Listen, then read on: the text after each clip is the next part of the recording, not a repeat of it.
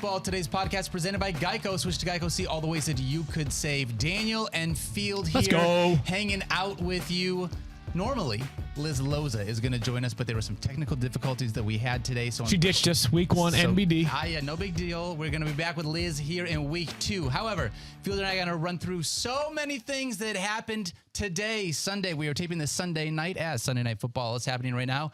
In case you are listening to this podcast. Well, you are. It's Monday. It's Monday. Happy Monday to you all. And we're going to get you through that case of the Mondays. That's right. And this podcast came out at 5 in the morning. Every Monday, you can count on having this show ready for you at 5 a.m. The live show will be available at 10 a.m. on YouTube like normal. And we're going to be doing the podcast on Tuesday at 10 a.m. just like usual. So, Field. Yep. With all that out of the way, there's just so much to talk about. Let's get into week 1. I want to talk about who crushed it, who flushed it. New segment. You tell me who crushed it this week. And by the way, following this, we'll do a game-by-game recap. Always love to get into those. But let's start with some players who absolutely crushed it this week. And this is sort of just like handing out some hardware to the guys that deserve a crowning achievement. I want to start with my friend Ja'Marr Chase. Yeah, we're friends. I said it out loud. Ja'Marr Chase had a career-high 16 targets today. The net result was 10 catches for 128 receiving yards, making 129 receiving yards. He had a touchdown. He actually had another one that I thought was a touchdown. I was surprised the Bengals didn't end up challenging it because it looked like it was across the plane. Either way, Ja'Marr Chase was amazing, just like you expected him to be, which is why I used a first-round pick on Ja'Marr Chase. Saquon Barkley showed out today for the New York Giants. He had 18 rushes, 164 rushing yards, more than any other player in all the NFL in week 1. He had a rushing touchdown. He scored the go-ahead 2-point conversion with 1 minute and 6 seconds left to go. He had 6 catches for 30 yards. He has more fantasy points in week 1 than any other running back. Salute to you, Saquon Barkley. Jonathan Taylor did Jonathan Taylor things. 31 rushes, 161 yards, and a touchdown. And just as importantly, he had 7 targets on Sunday for the Colts tie. Ties are so anticlimactic. They don't exist in fantasy football unless you play with non-decimal scoring, which you should not do. And finally, our guy, Justin Jefferson. 9 catches, 184 yards, 2 touchdowns. Much of that came in the first half against the Packers, who had no answer for him. Here's the reality. Going into the season, we all wondered who will be wide receiver 1? Cooper Kupp, Justin Jefferson, Ja'Marr Chase. Should any of them be in the conversation for number 2 overall? The answer of which one's the best is yes. They're all the best. They're all incredible. These guys all crushed it in week 1. That is what we call an instant impact. On the other side of the ledger, though, Daniel, are guys who left you scratching your head like, why did I start them again? Yeah, we had a handful of guys that definitely flushed it. I'm going to start with Kyle Pitts, who was drafted as tight end 3 this year. And unfortunately, if you drafted him, you were starting him, but only 2 catches on 7 targets for 19 yards, 3.9 fantasy points. Drake London was the guy that you wanted in that Falcons offense today. However, you're starting Kyle Pitts going forward. Don't worry about that. This is just a tough performance.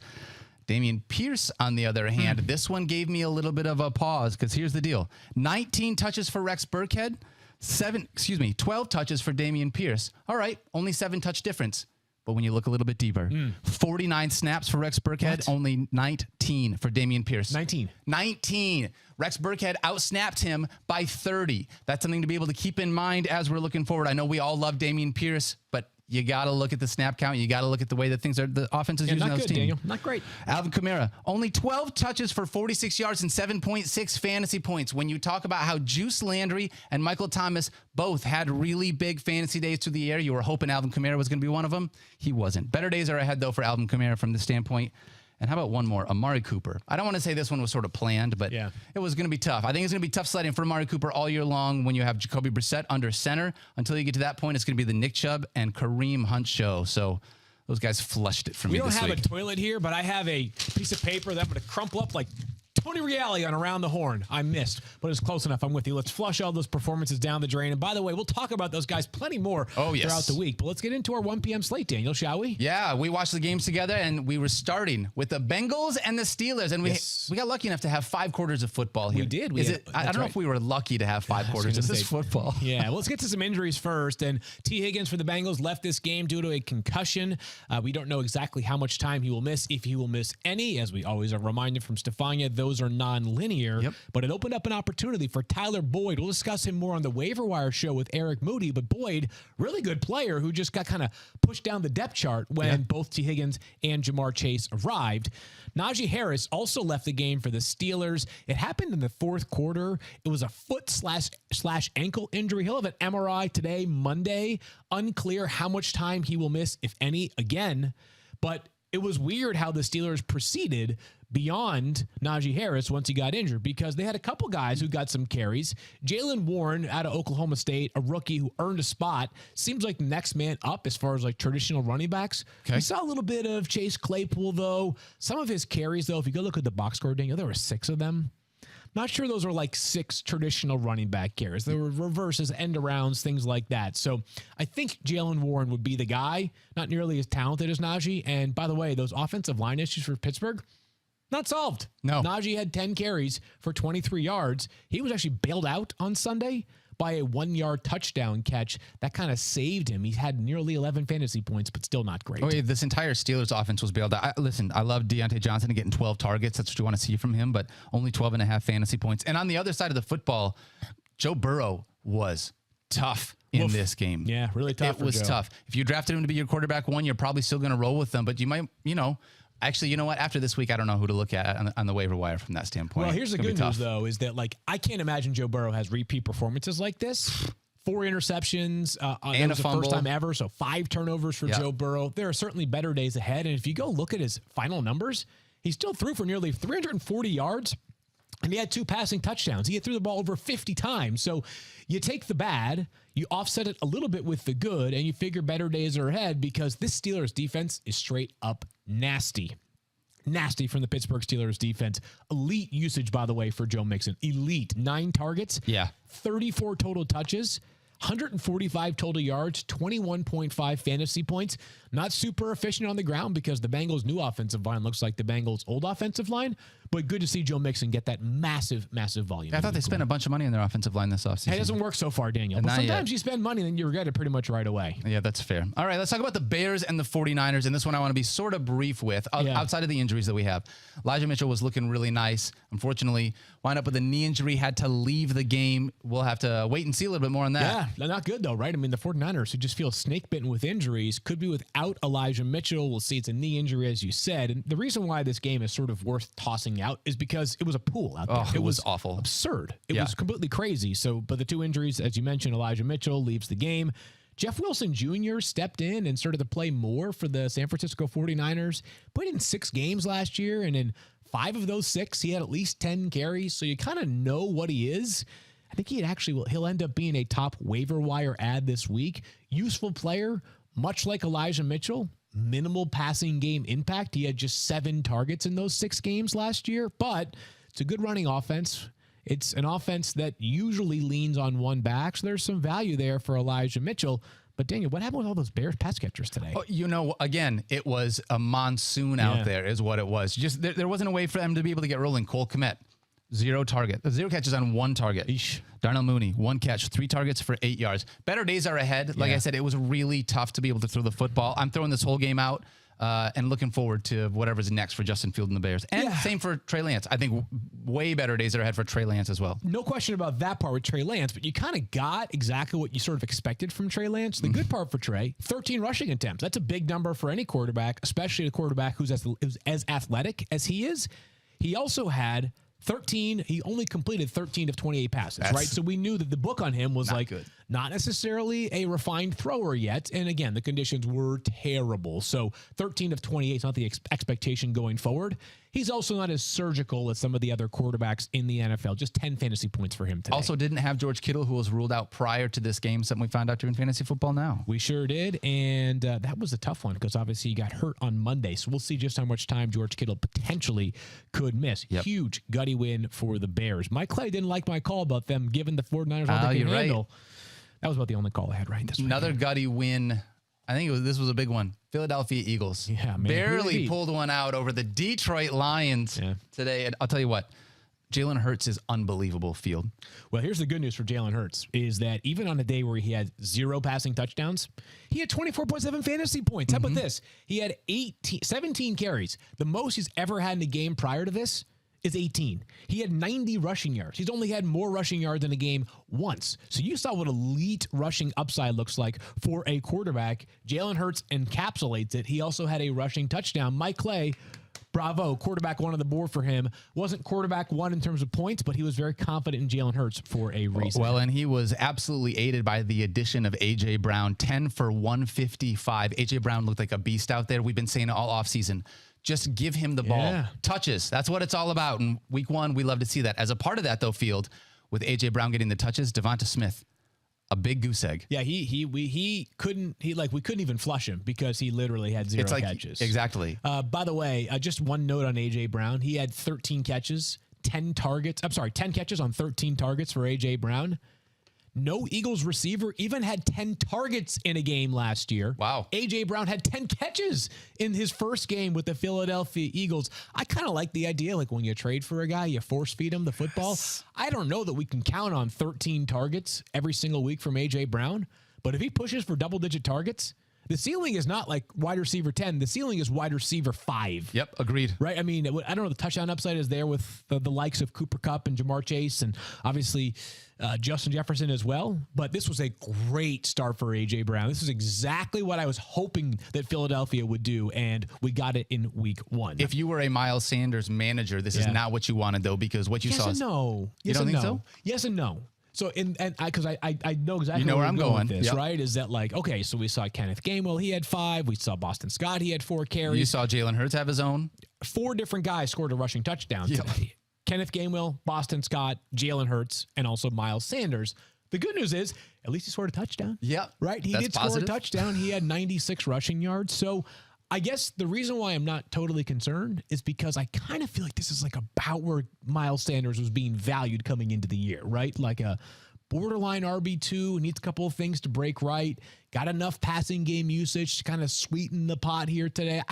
I was like okay with this, all things considered, for Miles Sanders. So this is why I think this is a tough matchup for me to be able to break down, because is this the Eagles just saying this is the way that we're going to look at goal line usage and it's going to become a committee type of a backfield? Sure. Or is this, we were pretty handily beating this team and we wanted to let everybody sort of get some touches and be involved from that standpoint? I think there's going to be enough, like Kenneth Gainwell certainly going to have a role, and there's going to be a role, I think, for Boston Scott as well, who's like the only like 5'8" running back or 5'10" running back who consistently gets goal line work too. I don't know how that happens, but he's pretty good at it, so I'm not going to debate it. So you're right.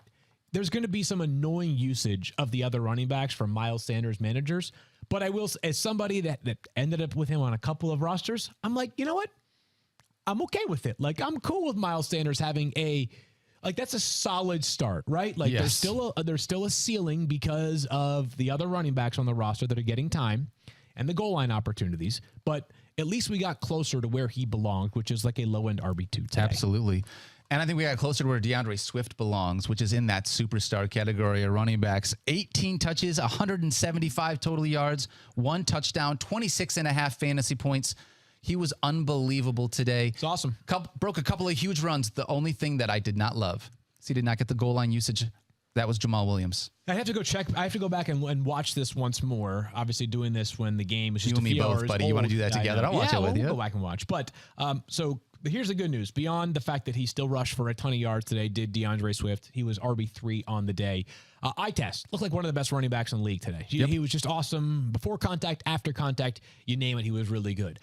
Some teams, as we know, like when a running back is in, they just let that running back have that series. I saw that with the Chiefs today. And there are other teams where, like, if they get close, even if the backup's in, like, we bring a starter back in because Derrick Henry is better at goal line carries than other backs are, obviously, right? I'd have to go back and see if Jamal Williams got those opportunities inside the 5-yard line and scored 2 touchdowns because it was his turn, those are his drives, or if it was because they got in close and they were like, all right, Jamal, you're in, DeAndre, you're out. Great question.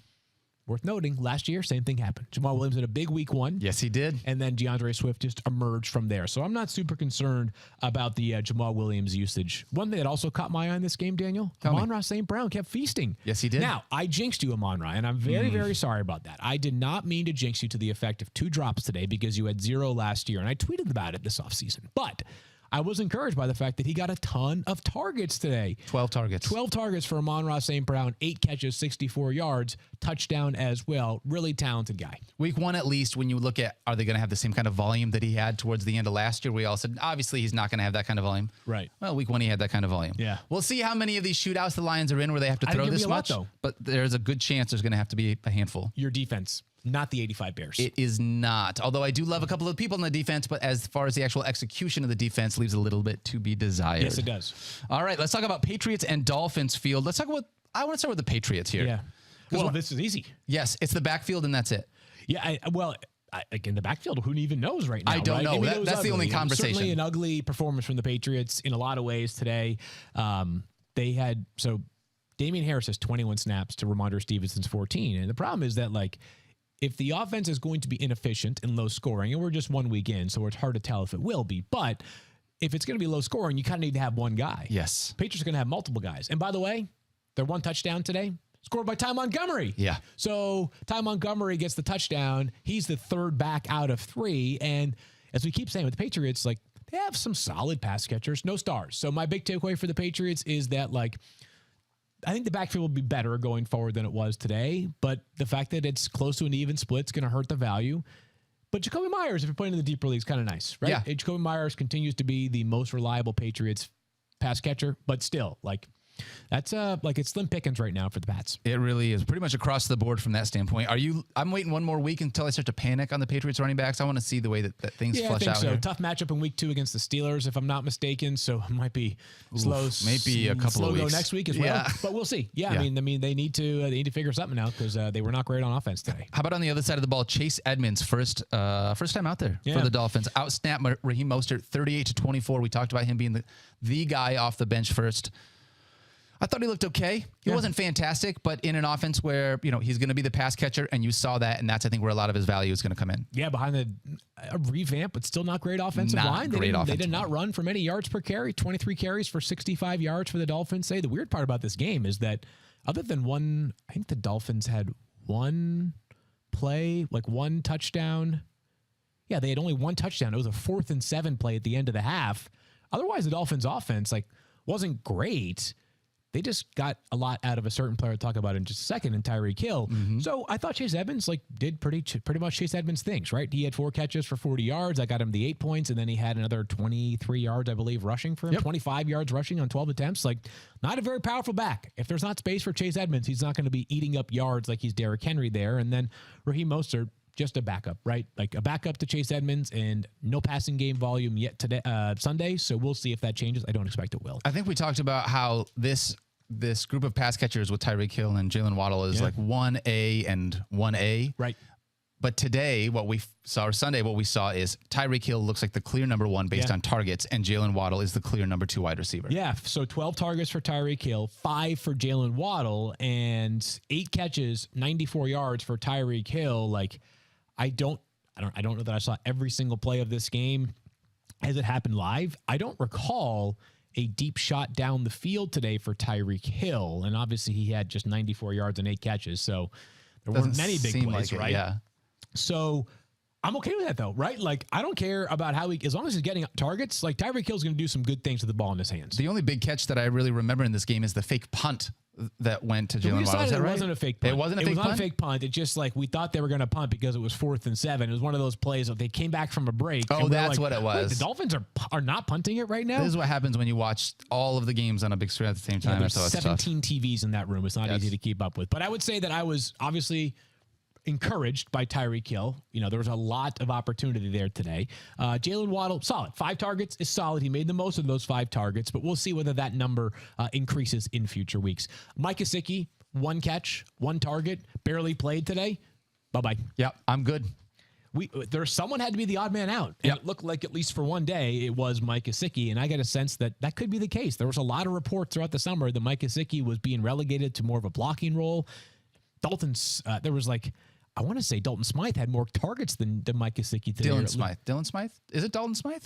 Yeah, it's Dalton. Pretty sure, right? Is it? I don't know. Okay. Durham Smythe? Durham Smythe. Durham Smythe. There we go. Out there, Durham's guys, come on, man. I had my one shining moment. Way to screw it up. Oh, man. Anyways. It's been a long day, Phil. We've been here a long time. All right. I've been here a long time. We got to pay some bills real quick before we come back and keep ripping through these games, Field. So why don't you talk to us about Geico? I sure will, Daniel. Geico asks, how would you love a chance to save some money on insurance? Freaking love it. Of course you would, right? And when it comes to great rates on insurance, Geico can help, like with insurance for your cars. For your car, truck, motorcycle, boat, and RV. Even help with homeowners or renters coverage.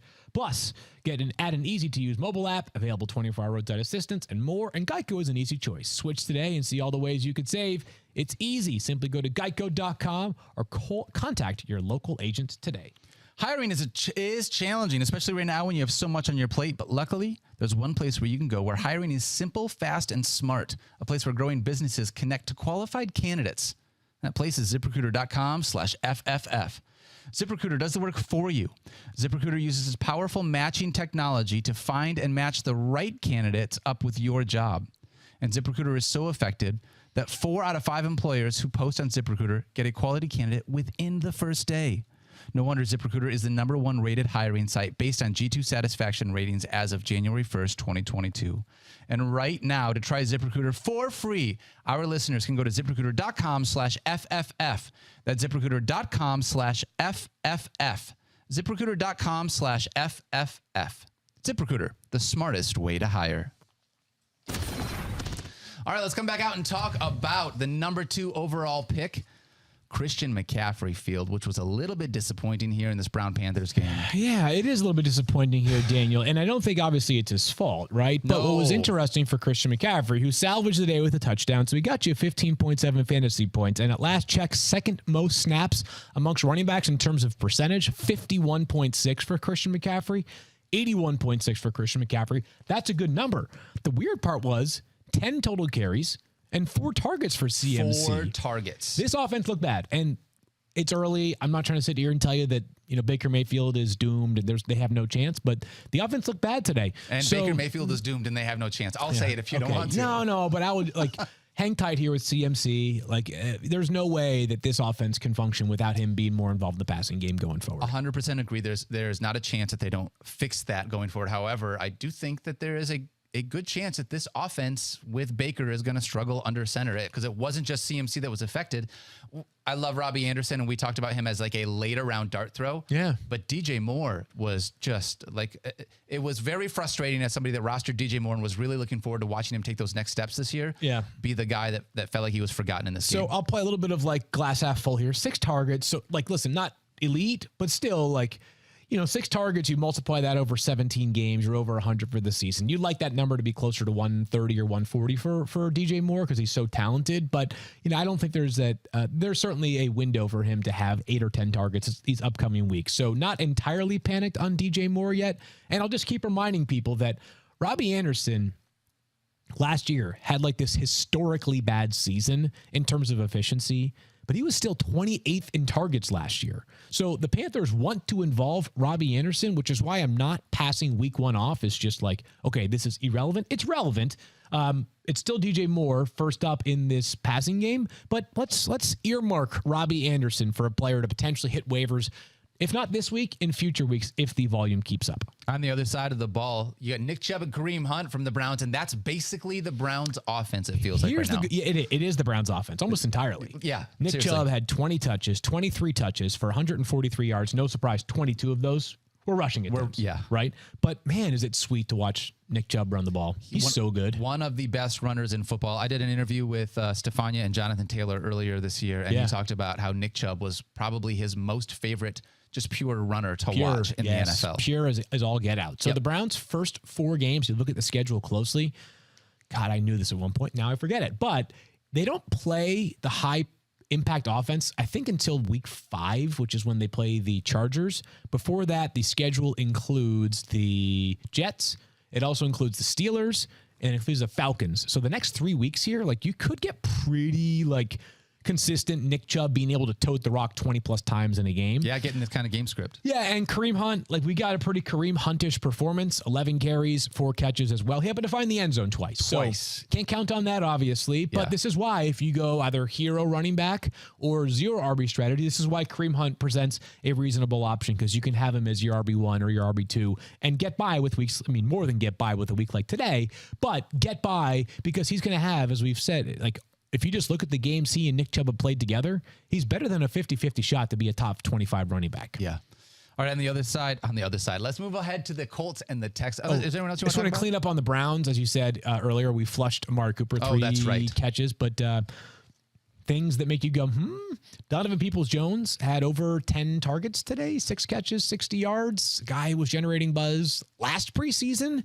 A tweet of mine from like August of 2021 recently popped back up on my feed, and it reminded me that we were sort of like, oh, this guy's kind of interesting. We're now for 2022. We're here, and I'm not putting major stock into, not investing a ton into this right now, but flyer. I got you stored away on my cranium right here, Donovan Peoples-Jones. All right, Field. Listen, anytime you got a flyer, I'll listen to it. Colts Texans. Boy, I'll tell you what, the Colts were frustrating to watch early. Oh, my gosh. And then they were frustrating up until the end of the game where we finished in a tie. It was just sort of frustrating all the way across the board. Michael Pittman did Michael Pittman things. I was going to say, the good news for the Colts is that they were so chalky for fantasy, Their right? 2 guys did the things that you want. Michael Pittman, 9 catches with 13 targets for 9 catches, 121 yards and a touchdown. And Jonathan Taylor, 35 touches, 175 yards, a touchdown, 4 catches for 27.5 fantasy points. Yeah, it seems good. I mean, what are you going to do? You count that on 2 Colts coming into the season, and they more than delivered in week 1. You love to see it. That's it. This are the Colts. This is good. For us, in our world, we don't care about the tie. We care about whether the guys that we rank perform, and they performed. Oof. One more thing, though, and it hurt. Alec Pierce. I know, dropped a touchdown in the end wide zone. Open. It was tough. I hope that I don't think it would have changed the narrative too much because it wasn't like he was super busy today, but it's one of those catches that you're just like, oh my God. Like when you think back on as a rookie, like in your first ever NFL game, that ends in a tie. Yeah, I know. Don't remind him. Kickers, man. You went through the Texans though, but just here's the learning lesson on the Texans running backs. It's just like Dameon Pierce is going to have a role, no doubt, right?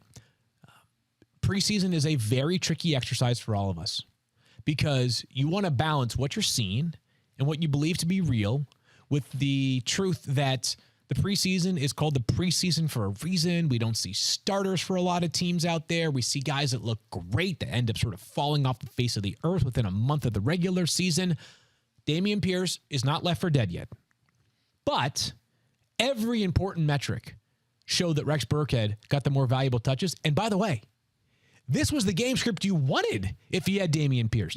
They were up 20-3 in this game. Yep. So if Rex Burkhead's getting the work when they're up by 17, it signals to me that next week, regardless of who they're playing, and I don't know right now, that it could be more of Rex Burkhead next week. Yeah, it sort of feels that way, which is kind of frustrating, especially if you used, as we got closer to draft time. I mean, Dameon Pierce was being drafted as some people's RB2s. Yeah. We got a little bit over our skis. They play the Broncos next week, by the way. Yikes. Here's a quick question. O.J. Howard played a lot in the... Okay. All right. 2 touchdowns. No, thank you, O.J. Howard. No, 1 touchdown. O.J. Howard had 2 touchdowns. He had 2 today? He done it twice? Okay. Wasn't it 2 catches for 2 touchdowns then? I'm sorry. Yeah. Yes, this is a nothing for me. Sorry. That's how much I'm not interested in it right Honestly, now. It was mostly frustrating because I was like, where's Brevin Jordan been? I love Brevin Jordan. I've been waiting for him at tight end. I don't want O.J. Howard. 2 catches, 38 yards, 2 touchdowns. At least it's efficient. I hope we had an incentive in his contract that says if you score 2 touchdowns in week 1, you get $1 million. How great would that be? Awesome. All right, Saints and Falcons. We already touched on Alvin Kamara and the disappointment, but we will touch on the leading scorer here, Taysom Hill. How about that? How about this guy? Sean Payton is still a part of this franchise somehow. The leading rusher for this team, 5 touches, 83 yards, a touchdown, caught his only target. Field, is there any way, shape, or form that you would buy Taysom Hill at tight end this season? Are you going to look for him on the waiver wire this year? You know what? I am going to keep my eyes on this one only because it was such creative usage for him, and he is a tight end now, right? And tight ends are hard to find. So I'll keep my eyes on this one. And he did have a long run, a 57-yard run, but still, 5 total touches.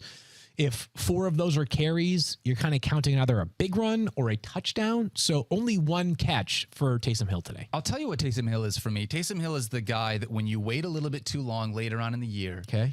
and you have your tight end up going out, and you need somebody that you're going to fill in. Like, I'm never going to have Taysom Hill on a week-to-week basis. You just hope on the week that you throw that dart that he has a game like this. That will be awesome. That's the way that I look at it as far as Taysom Hill. Not someone I'm really looking at.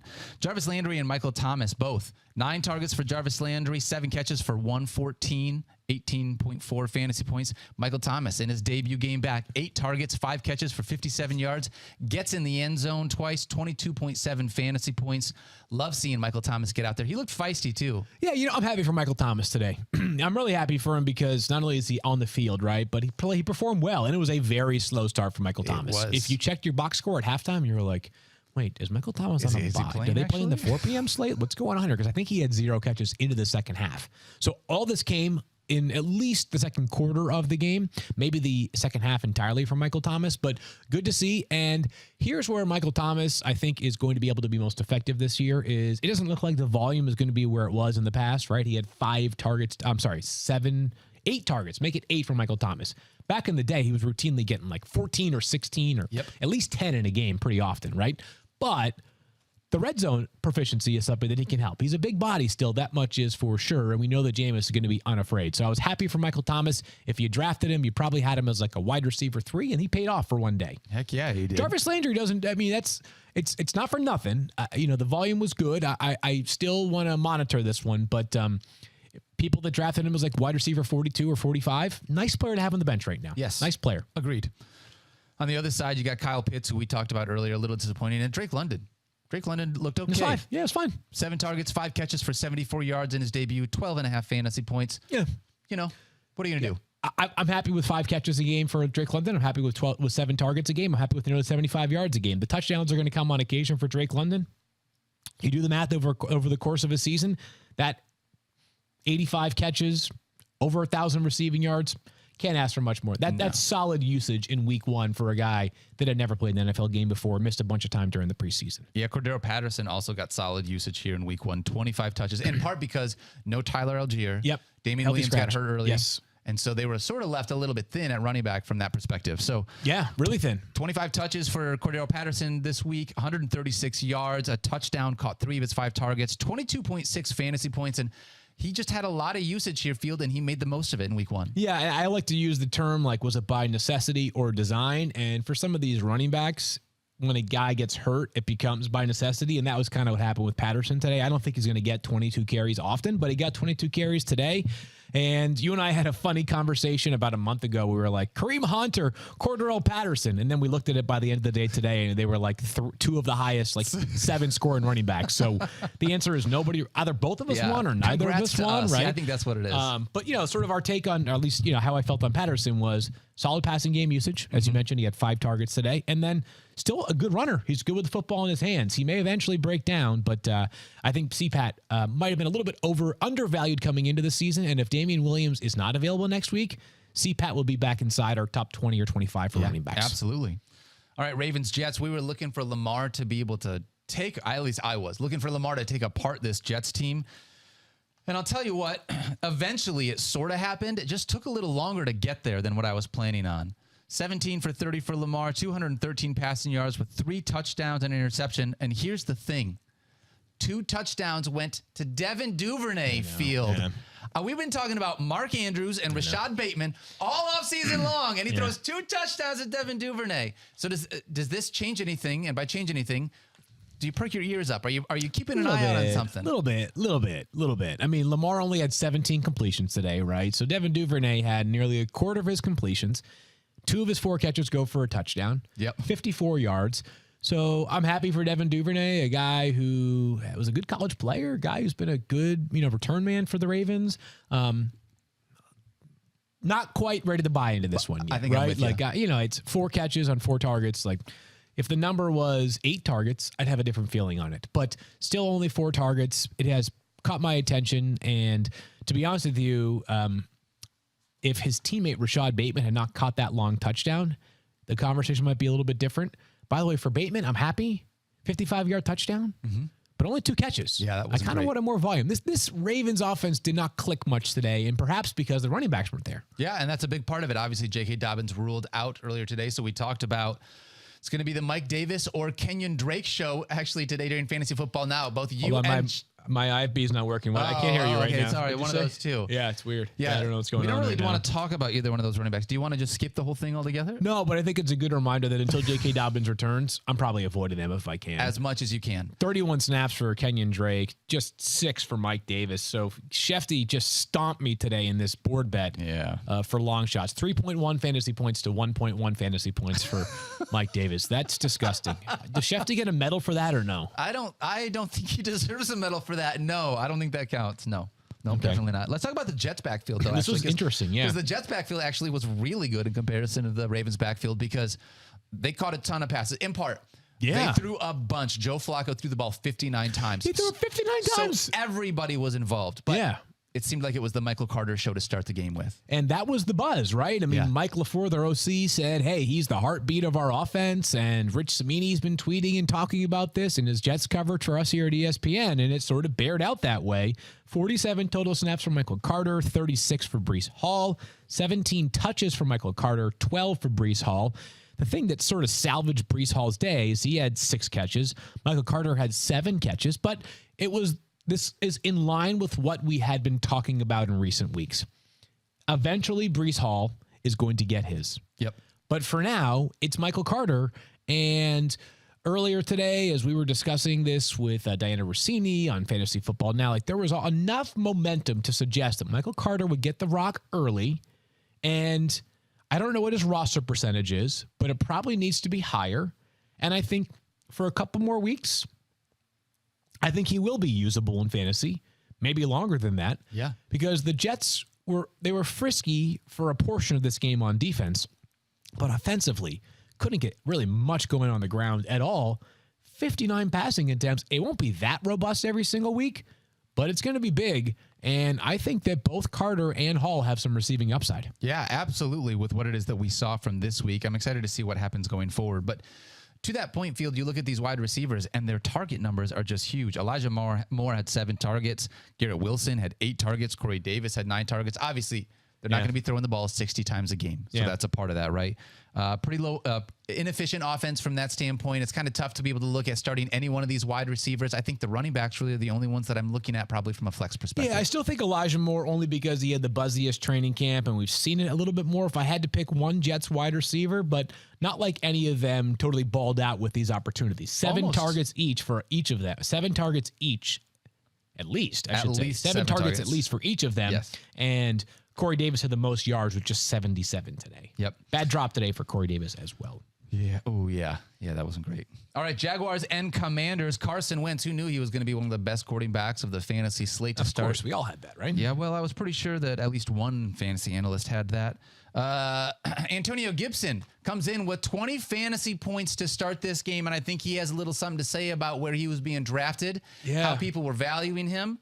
And I'll tell you what, this might just be week 1, but he took the role that he was given in week 1, and he made something about it. No question about that, Daniel. I have to give my credit here to Antonio Gibson because he was a fear player for me, and I think a lot of people in the preseason. 100%. Now, it's worth noting that we have no idea what this role looks like today if his teammate Brian Robinson had not been shot, right? And we don't want to make light of that or even Not at all. You can't predict that at all, right? Like, obviously, So there's I don't know what Antonio Gibson's role looked like 3 weeks ago when the Commanders were sort of figuring out what their week 1 offensive snap division would have looked like, right? Yeah. But Antonio Gibson got an opportunity and he made the most of it. Not only did he have 14 rushes, he had 7 catches today, really involved in the passing game. The player that we wanted to see last year showed up today. So a really solid start here today for Antonio Gibson. And the wide receivers had some intrigue as well, Daniel. Yeah, and the guys that we thought were going to be leading this wide receiving room, and Terry McLaurin actually was last in this year. So Curtis Samuel, 4 carries for 17 yards, 8 catches on 11 targets for 55 yards and a touchdown with a fumble. 19.2 fantasy points, led the Washington Commanders wide receivers. Number 2, Jahan Dotson, 3 catches on 5 targets for 40 yards, 2 touchdowns. Yeah, that was cool, huh? 18 fantasy points, and then Terry McLaurin. And this one bummed me out. 2 catches, 58 yards, touchdown, only 4 targets. Only Terry 4 McLaurin, targets. I'm surprised by this. So here's the good news again. First of all, these guys are all really talented. Second of all, I believe they all played at least 80% of the snaps. Which is a lot. A lot of 3 receiver sets for the Commanders on the field. That's good news right there. So I think the most notable thing here is actually Curtis Samuel, because he was a forgotten man, right? I mean, this was a guy who signed a 3-year, $37.5 million deal last offseason, and then injuries really limited him. He had a total of 6 catches last year. He had 5 today, right? I mean, he was a total disaster last season because of his health, and he was very much back in the mix today. 8 catches. I said 5 a minute ago. I meant 8 catches. He had 4 carries as well. So a guy that when he got signed in free agency, we're all stoked about. The light might have been switched back on here for our friend Curtis Samuel. Yeah, we're just looking for health. As long as he can stay healthy, I'd love to see what this can turn into for over the course of a number of games. On the other side, boy, we were talking about Travis Etienne all offseason. And you know what James Robinson was doing? Yeah. He was just sitting recovering back and getting better. Yeah. And then he comes out week 1 here, 12 touches, 69 yards, 2 touchdowns. Pretty good. Looked really good. James Robinson looked really good. On the other side of the ball, it doesn't help that Travis Etienne dropped what would have been a touchdown. Yeah. Had a couple of difficulties here, but this running back, this room looks like a committee now more than I think we thought about it. Yeah, it was a split. And just shout out to James Robinson. 31 snaps for him, 31 snaps for Travis Etienne, and James Robinson did not look like the kind of guy who came off of an Achilles tear. Nope. Cam Akers, we talked about that. He did when he played last postseason and then also week 1, right? James Robinson did not. So shout out to James Robinson. That was a really gutty effort from him today. Found the end zone twice. That's good right there. I wanted to see more passing game usage from Travis Etienne. Just 4 targets for him. Not totally out on Etienne yet, but certainly wanted to see more in week 1. Not out at all on Etienne, but I was surprised it was a 50-50 split. I'll be honest with you. Me too. I'm interested to see the way that they're going to continue to use James Robinson going forward because he looked healthy right out the gate. Christian Kirk, another guy, $72 million man, 12 targets, matched a career high with 12 targets, 6 catches for 117 yards. Balled out. If he's going to do that on a weekly basis and they paid him to be that guy on a weekly basis, I'm going to take your volume. By the way, starting him. Mike Clay, hat tip to you, buddy. You were all in on that one for Christian Kirk. Great call by Mike, as usual. All right, we're going to come back and talk about the 4 p.m. slate in just 1 second. But first, a word from our friends over at DraftKings. Football fans, the first Sunday of the NFL season was here, and DraftKings Sportsbook, an official sports betting partner of the NFL, is giving new customers a can't-miss offer to celebrate the return of the NFL season right now. New customers can bet just $5 and get $200 in free bets instantly. And as an added bonus, everyone can experience the thrill of DraftKings early win promotion. It's simple. Bet on an NFL team to win. If your team leads by 10 at any point during the game, you get paid instantly, even if your team loses. Download the DraftKings Sportsbook app now and use promo code FFF to get $200 in free bets instantly when you place your $5 bet this Sunday. That's code FFF only at DraftKings Sportsbook, an official sports betting partner of the NFL. Minimum age and eligibility restrictions apply. 21 plus in most eligible states, but age varies by jurisdiction. Gambling problem? Call 1-800-GAMBLER. In Tennessee, call or text the Tennessee Red Line at 1-800-889-9789. In New York, call 877-8-HOPE-NY or text HOPE-NY 467-369. Bonus issued as a free bet. 1 early win token issued at opt-in. Moneyline bets only. Deposit and wagering restrictions apply. Eligibility terms at DraftKings.com/football terms. This season, you know your favorite players are hydrating with Body Armor Sports Drink on and off the field. Your favorite fantasy stars like Kyler Murray, Christian McCaffrey, CeeDee Lamb, they all rely on Body Armor to get them to the next level and perform at their best and give you the trash-talking points you need. Whatever your workout routine, you're going to need to stay hydrated, and Body Armor has you covered. Made with potassium-packed electrolytes, antioxidants, no artificial sweeteners, flavors or dyes, and coconut water, Body Armor is a great option whether you're playing ball with friends, hauling coolers to a tailgate, or rooting for your team. Everybody is focused on staying active and healthy, and hydration is an important part of that. Body Armor Sports Drink, more than a sports drink. Now through November 1st, buy any one Body Armor product at your local convenience store and scan the QR code in-store to enter be one of the hundreds of winners to receive $100 to DraftKings prizing. No purchase necessary, void or prohibited, open to residents of U.S. 21 and older. All right, let's talk Packers and Vikings field, 4 Yates. p.m. slate. Let's do it, Daniel. Oh, my gosh. So I was looking to see what Aaron Rodgers was going to look like. And you know what Aaron Rodgers looked like? What did he look like? Not great. Yeah, he looked like Roger Aaron or something. He looked terrible out there. 195 passing yards, an interception, and a fumble. Not a lot to get from a receiving perspective, as wide receivers did not really do a whole lot this game. The two people that really did anything was Aaron Jones and A.J. Dillon. Aaron Jones, 8 touches for 76 yards. Caught 3 of 5 targets for 10.6 fantasy points, but the star of the day, A.J. Dillon. Yeah, he was 15 awesome. touches, 91 yards, a touchdown. Caught 5 of 6 targets. More catches and targets than Aaron Jones for 21.4 fantasy points. A.J. Dillon absolutely rocked it. Going into week 2, this is something that I think we're going to have to talk about, the way that we look at this usage in this backfield, because now it makes me wonder, why on earth were we letting A.J. Dillon being drafted in the 12th round? Yeah, that part never made sense to us, right? There was just way too much value here in A.J. Dillon, even on a Packers offense that played like poop today. But we'll see what Aaron Jones did play more snaps than A.J. Dillon, so he'll continue to get his. But I think at some point we'll either have a conversation about whether these guys need to be ranked closer to each other, or whether they both need to be considered top 20-ish plays at running back because of the potential for passing game upside. All the Packers wide receivers stunk today. Yep. You probably have already heard the stat by now, but one more time for housekeeping. The Packers wide receivers combined today for fewer receiving yards than Devontae Adams in his Las Vegas Raiders debut. No one looked good. I am going to withhold proclaiming any Packers wide receiver a must start until we see much more. You know who is a must start? Justin Jefferson. Justin Jefferson. Yeah, I talked about him earlier. He rules. The Vikings are kind of chalky, right? Dalvin Cook, solid, not spectacular, but solid. Yep. Justin Jefferson, amazing. Kirk Cousins looks sharp. Adam Thielen had 3 catches on 36 yards. This team kind of like gives you the good vibes. Like you kind of know what you're going to get. And if you played Justin Jefferson today, congrats on your win. That was awesome. Yeah. A little disappointed. Want to see more out of Irv Smith, though. It's the only thing. First game, but, got to take an easy back and whatnot. I'm with you. Yep. All right. Giants and Titans field. Wan'Dale Robinson did not play in the second half of this game. They got hurt with a knee injury, so what a great win for the Giants. And I talked about it earlier, but Saquon Barkley, man, you ruled. You were so good. You are the only player in this Giants. He was the Giants. Yes, he was gigantic, if you will, for the Giants today. He was so good. But Wan'Dale Robinson, their second-round pick in an already thin receiving core, left the game. Kadarius Toney was like in and out today of the lineup. Not quite sure what's going on there, but hard to trust him at this moment. It was the Saquon Barkley show, as it deserved to be, and he was awesome. Yeah. Anything taken away from the Sterling Shepard touchdown you saw? No, I was just, again, happy for him because he tore Achilles late last year. Like, good to see him back, and that was a big play for them. A long touchdown for Sterling Shepard, so that was cool to see. I think one of the biggest takeaways from this game is the way that you look at Derrick Henry's usage.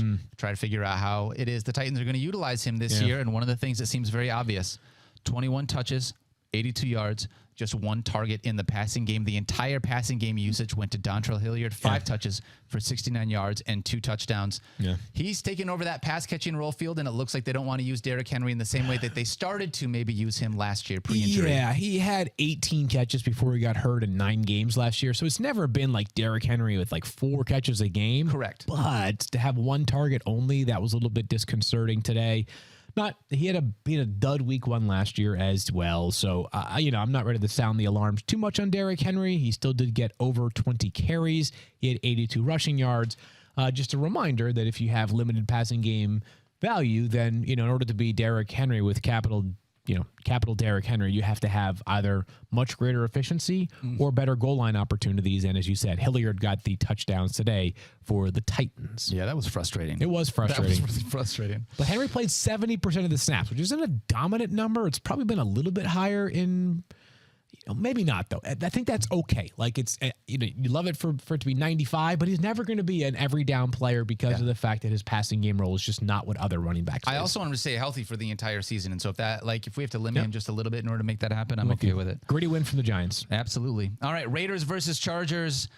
And the thing that I took away from this, it was tough to see Keenan Allen leaving this game with a hamstring. You hate being able to see that. And we'll see you get more from Stephania on him as the week progresses, Field. Yeah, after the game, we heard from head coach Brandon Staley, who said there is a small possibility he'll play on Thursday. They play the Chiefs in the first Thursday night football game of the Amazon Prime slate schedule. So we'll see whether Keenan's available. Sounds like there's a chance, but it also seems like you should be making other plans here. Yeah, there were a lot of other wide receivers that we utilized in this offense, too. DeAndre Carter, Mike Williams, Josh Palmer, Gerald Everett. I mean, That's the one that catches your Parham. attention, right? And as I'm looking it up right now, like after you would have thought, like, oh, no Keenan Allen. We kept talking about, like, the insurance play is Josh Palmer. Yep. How about DeAndre Carter instead? And how about this? DeAndre Carter today filling in is like that next man up. 3 catches, 64 yards, and a touchdown on 4 targets. That was good to see. To be honest with you, on a day that they played... Wait, no, it wasn't. That was frustrating to see. Okay, sorry. I mean, no offense to DeAndre Carter and his family. It was good to see for I was going to say for his family that started them, it was good to see. For the rest of us, it was not good to see. It's a good point. I don't want that. Yeah, no, you don't want that. I want Mike Williams. If Keenan Allen gets hurt, then he needs to go to Mike Williams. Yeah, well, Mike Williams, listen, I don't know how many times I have to say it. I know, Field. You know what you signed up for when you drafted Mike Williams. And when That's what I talked about with Mike. I mean, we debated it a million times during the preseason, right? If you want the chance for 200 yards and a touchdown, draft Mike Williams. If you want the chance for 2 catches for 10 yards, draft Mike Williams as well. Here's what you can't do. If you drafted Mike Williams where you had to draft him, when you drafted him, you can't play this game where you're going to try and pick and choose games either. You're putting him in there every week. And you're rolling with it. You live with it. Yep. He's like the crazy uncle. You live with him, right? That's how it works. 2 catches for 10 yards for Mike Williams in week 1. So that was ugly right there.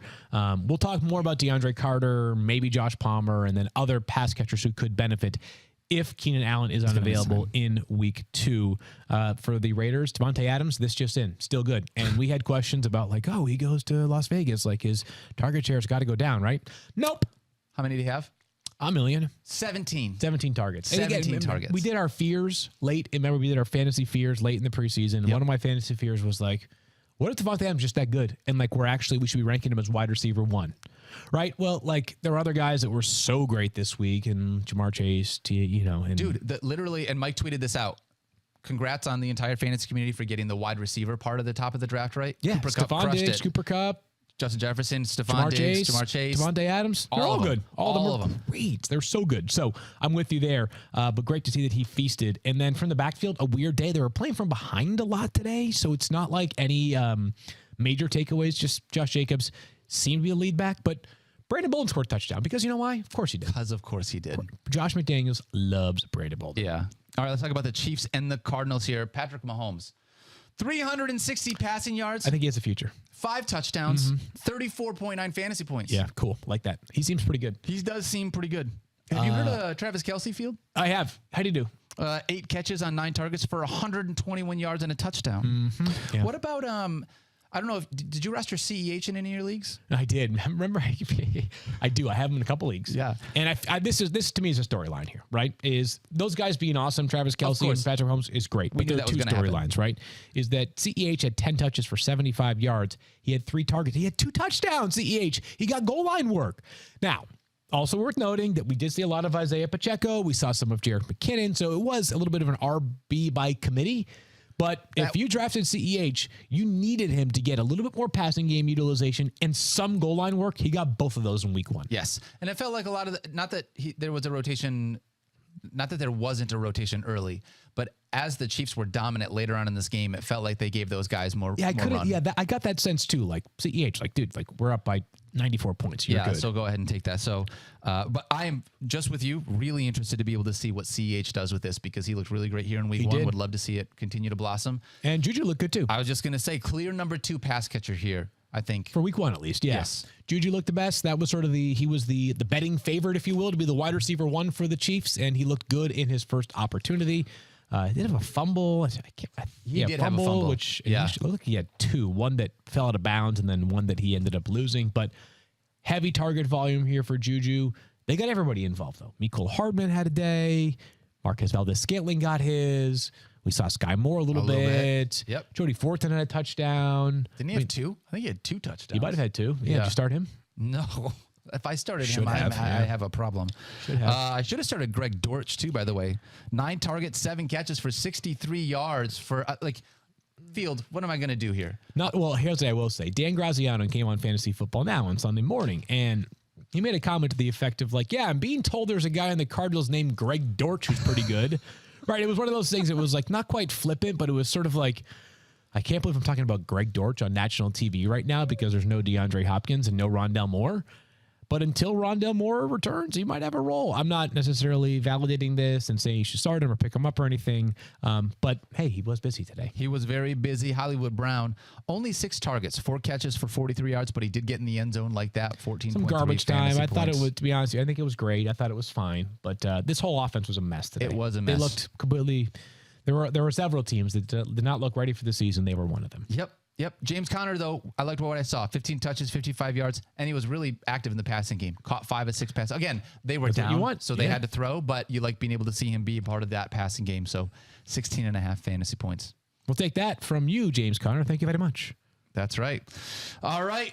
We are now going to do rookie mistakes. These players are brought to you by Snickers. Avoid a rookie mistake and eat a Snickers by not reacting to these week 1 performances. We're going to welcome in my buddy, Mike Clay. Hey, Mike. How you doing, bud?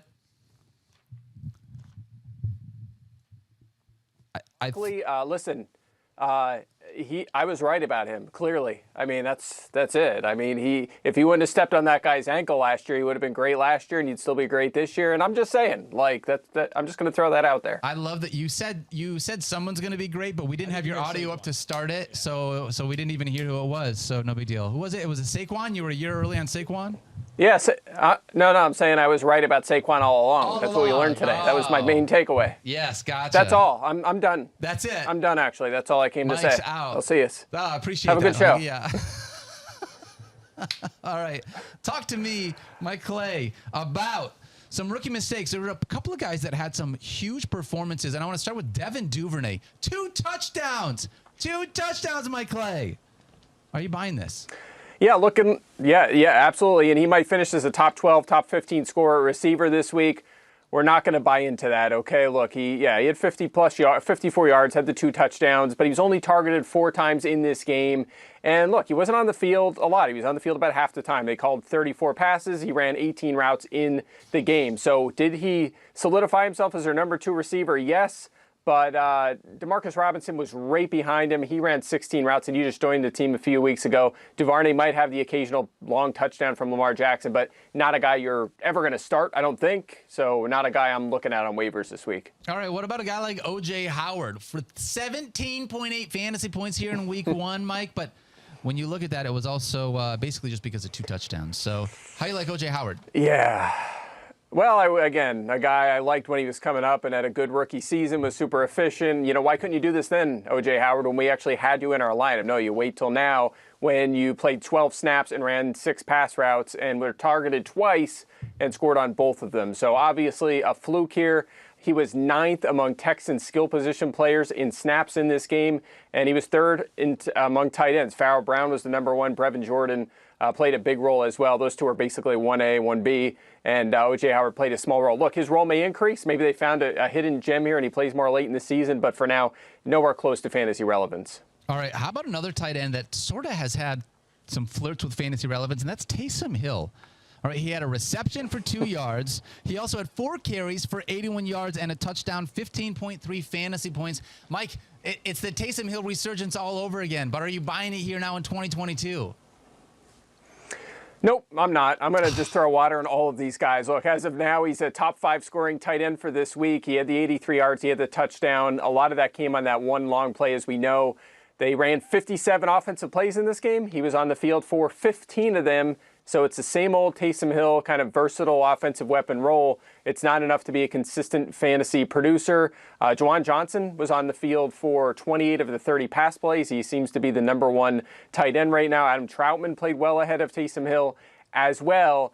And look, I know it's easy to say, you can keep saying he doesn't play a lot, but he still scores touchdowns. But he doesn't have big fantasy weeks that often. It's very rare. If you look at the last 2 seasons and cross off the quarterback weeks, right, where he was playing every snap at quarterback, he only has 3 weekly finishes, better than 14th among tight ends. So just not a guy you're really ever going to want to put in your starting lineup unless his playing time drastically increases. And honestly, that's probably a long shot. Yeah, I think you're right from that standpoint. All right, we got 2 more that I want to ask you about, Mike Clay. Next one is Corey Davis. 9 targets, 6 catches for 77 yards, 13.7 fantasy points. With Joe Flacco under center, threw 59 times. And I think with Joe Flacco under center, they're going to be throwing a lot. Do you like Corey Davis at all moving forward as maybe a vet that you could put into your flex option if you need some help? No, I don't. And look, he's probably going to finish again as a top 30 receiver this week. And people might think, all right, so I have myself a flex option or a wide receiver 3 to your point. And even after a 9-target game, I don't think that's the case. Look, 9 targets, yes, but they threw 62 passes in this game. And if you think, again, this is a Jets team that's going to struggle, they're going to be throwing this much all the time. No, they will not. Last season they struggled, right? Well, they averaged 63 snaps per game last year. This game they threw 62 passes, excuse me. And they're never going to be close to this. In fact, next week I think I have them projected for like 40 dropbacks, right? It's a substantial drop off from this, and that's usually where they're going to be. Corey Davis only had a 16% target share in this game. Yes, he was second in snaps and routes among the Jets receivers, but it was very close. Garrett Wilson, the rookie, we thought might not play a lot, was only 7 routes and 1 target behind. Braxton Berrios was 13 routes and 3 targets behind. And that doesn't even, you guys, I just heard you talking about the running backs, right? The running backs had a 32% target share. That'll come down, but obviously they're going to deploy those guys in the passing game. And Ty Conklin had played a big role at tight end. He actually ran 3 more pass routes than Corey Davis in this game, 3 more pass routes. So they're spreading the ball around. They have a lot of guys, and Garrett Wilson's role is only going to increase. I didn't even mention Elijah Moore, right? And he's their number 1. So too many mouths to feed. In a normal week, he's not going to come close to this volume. All right, I got one other guy I want to ask you about. And Field and I went back and forth on this. Dontrell Hilliard, we talked about how he took away seemingly the passing game work from Derrick Henry. You look at what he did this week, 3 catches on 4 targets for 61 yards and 2 touchdowns. Is he somebody that you need to look to be able to add to your roster for potential weeks going forward? Absolutely not. Of course not. I mean, he is no more... Yeah, I had you going, didn't I? I know. I thought for maybe a second you were going to say something. I did. You thought so. I had you. No, of course not. 2 touchdown catches today. They were the first touchdown catches of his career. He only played 11 snaps of a possible 60. Derrick Henry, to Fields' point, dominated the snaps here. Played 72 of them, handled 21 of the 23 running back carries in this game. It was still the Henry show. And again, even in passing situations, Henry ran 13 routes. Hilliard only ran 6, so he scored on 2 of the 6 pass routes. Again, complete fluke. Barring a Henry injury, Hilliard will not be close to fantasy relevance. Awesome. Mike, thank you so much for joining us. Love being able to, hang out with you during week 1, do fantasy football now with you during week 1. Football season's just getting started. I think we got a lot. to look forward to right now this year. Yeah, it's going to be a lot of fun. By the way, I gave you guys a list of names to talk about, and it was all guys like not to overreact to, and the only one we didn't talk about was the Lion. That's kind of weird. Oh, it's weird. I don't think that's a didn't coincidence. Even see the other name on here. I don't think that we. Yeah, that's weird. Yeah, right, that's so weird. So weird that we're not. For today's show. Oh, I can't. Can you guys hear? I can't hear Mike anymore. So he must be. I love you, buddy. Appreciate you. Thank you, man. See you guys. We're going to be back with our normal recording time tomorrow, 10 a.m. Eastern, live on YouTube. As always, Stefania will be with us in order to break down all of the injuries that happened here in week 1, let you know what to do as far as the waiver wire. And speaking of the waiver wire, our dude Eric Moody will be here to help break down who you should pick up in order to look ahead to your week 2 matchups. My name's Daniel for Field. Liz couldn't be here today, but on her behalf and Mike, we love you guys. Congratulations. Football is finally here. We'll see you week 2.